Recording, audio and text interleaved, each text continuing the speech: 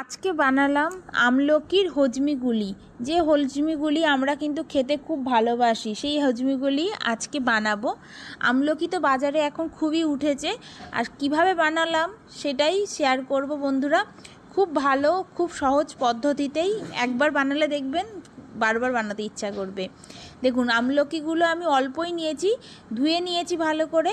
এরপর আমি প্রেসার কুকারে দিয়ে দিলাম। প্রেসার কুকারে অল্প একটু লবণ দিয়ে জল দিয়ে সিদ্ধ করে নেব। সিদ্ধ হয়ে গেছে, ওই 4-5টা সিটি দিয়েছি।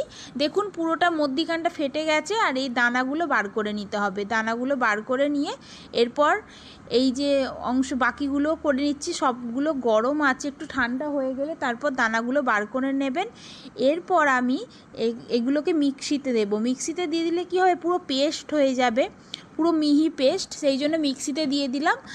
যেহেতু অল্প, সেই জন্য একেবারে মিক্সিতে হয়ে যাবে। আর যদি অনেকটা আপনারা বানান তাহলে আর একেবারেই কিন্তু জল দেবেন না, জল না দিয়ে বানাবেন। এরপর যে মিক্সির মধ্যে যে পেস্টটা আছে সেটা কিন্তু একটু ছেঁকে নেবেন। তাহলে কি হবে, যে ওর মধ্যে দেখবেন একটু শক্ত শক্ত যে অংশগুলো থাকে না, সেগুলো যাবে না। মানে যখন বানাবেন তখন কিন্তু ওগুলো মুখে ঠেকবে। সেই জন্য একেবারে যেটা নরম অংশ, যেটা একেবারেই নরম, সেটাই নিতে হবে। আর এই যে শক্ত অংশটা, সেটাকে ফেলে দিতে হবে। এরপর আমি গুড় দিয়ে যেহেতু বানাবো, চিনি দিয়েও আপনারা বানাতে পারেন, সেই গুড়টাকে প্রথমেই গলিয়ে নিচ্ছি। গরম করার মধ্যে আঁচটাকে একেবারে কমিয়ে দিয়েছি। কমে গেলেই দেখুন এরকম গলে যাচ্ছে। আমি কিন্তু কোনো জল দিইনি। জল না দিয়ে এবার গুড়টা গলে যেতেই না আমি এটা আমলকিটা দিয়ে দিলাম। আমলকিটা দিয়ে এরপরে আমরা ক্রমাগত নাড়তে থাকবো। ক্রমাগত নাড়তে নাড়তে দেখবেন এর কালার অটোমেটিক চেঞ্জ হবে।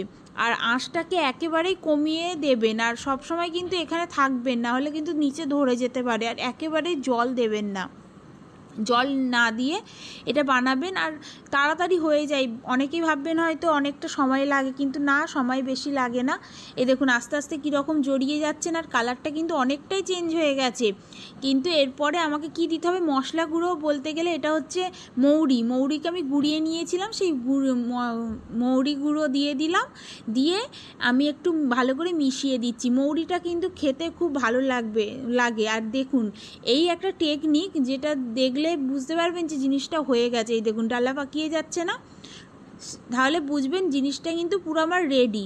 এরপর একটা থালার মধ্যে স্প্রেড করে দেবেন ঠান্ডা হওয়ার জন্য। ঠান্ডা হয়ে গেলে তারপরে কিন্তু হজমির আকারে শেপ দেবেন, না হলে কিন্তু গরম লাগবে, শেপ দিতে পারবেন না। এই দেখুন কীরকম কালারটা চেঞ্জ হয়ে গেছে। আর আধ ঘন্টা পর আমি এরপর দেখুন কতটা শক্ত হয়ে গেছে। এই রকম শক্ত পর্যায়ে নিয়ে আসতে হবে।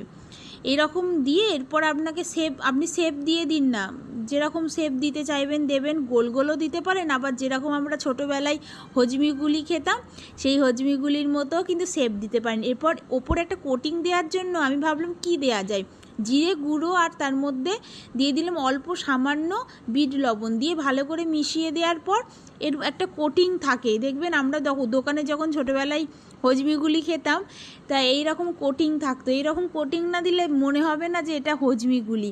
সেই জন্য এই কোটিংটা কিন্তু মাস্ট, এই কোটিংটা দেবেন। আর দিলেই কিন্তু পুরো হজমির পুরোটাই টেক্সচার চলে আসবে। এত সুন্দর হয়, দেখতে তো সুন্দর হবেই, খেতেও কিন্তু খুব সুন্দর। আর তাহলে ঝটপট বানিয়ে ফেলুন আমলকির হজমিগুলি। কেমন হয়েছে জানা।